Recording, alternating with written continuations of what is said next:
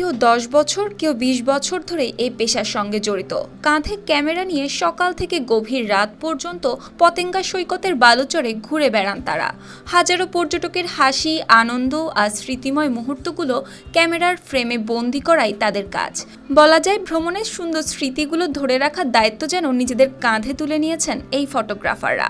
আর প্রতিটি ছবির বিনিময়ে পাওয়া আয়েই চলে তাদের সংসার, সন্তানের পড়াশোনা আর জীবনের নিত্যদিনের সংগ্রাম।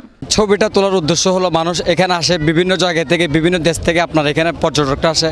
আমরা তাদেরকে বিনোদন দেওয়ার জন্য ধরেন আমরা এই ছবিটা তুলে থাকি। মানুষ আসলেই স্মৃতি হিসেবে একটা মোবাইলে দেখবে, ছবিটা ফেসবুকে ছাড়বে। আমরা পতেঙ্গা সমুদ্র সৈকত গেছি, এই কারণে আমরা এখানে ফটোগ্রাফার প্রায় 200-250 জন আছি।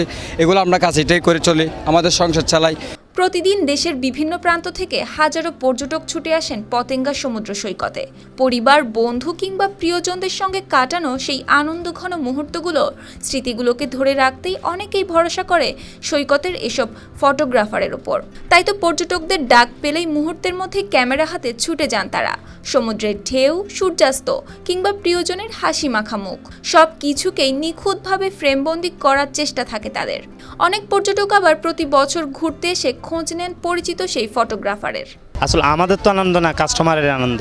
কেন এরা একটা ছবি স্মৃতি হিসেবে নিয়ে যেতে চাই, সেজন্য আমরা ছবিগুলো তুলে দিই, ঠিক আছে। তার বিনিময়ে আমরা কিছু কি পাই, টাকা পাই, ঠিক আছে। এটাই আমাদের ফ্যামিলি চলে। আমি এখানে আছি পতেঙ্গা পিক্স আছি 3 বছর ধরে, ছবি তুলি, মানুষকে আনন্দ দিই। আসলে টুরিস্ট আছে ছবি তোলার জন্য, আমরা তাদের ছবি তুলে দিই, একটা স্মৃতি ধরে রাখি এবং ছবিটা যতদিন থাকবে ততদিন আমাদেরকেও মনে রাখবে। এটা ধন্যবাদ। তবে এই পেশা শুধু ছবি তোলার মধ্যেই সীমাবদ্ধ নয়। প্রতিদিন কত ছবি তুলতে পারবেন তার উপর নির্ভর করে দিনের আয়। পর্যটক বেশি হলে আয়ও ভালো হয়, আর পর্যটক কম হলে কষ্টে চলে সংসার। তবুও বিকল্প কোনো পেশার কথা ভাবেন না তারা।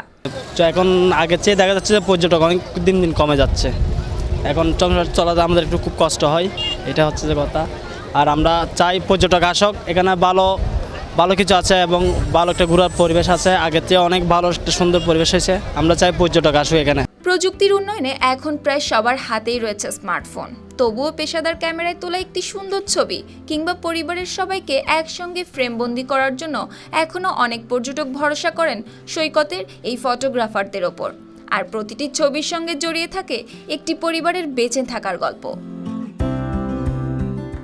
News desk, RTV।